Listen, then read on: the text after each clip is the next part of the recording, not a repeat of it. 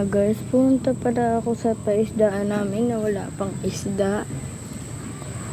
Tsaka bago ang lahat, mag-subscribe and then like and then share. Thank you pala sa mga nag-subscribe sa akin, na nalolood sa akin at nagko-comment. Thank you po sa inyo. Tapos nag-share. Ito po pala, baka may agos na rin dito mga butete.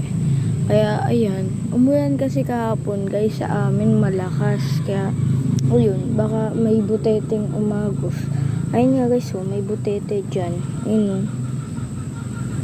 Ayun guys. Pakita ko sa inyo guys yung doon. Doon guys.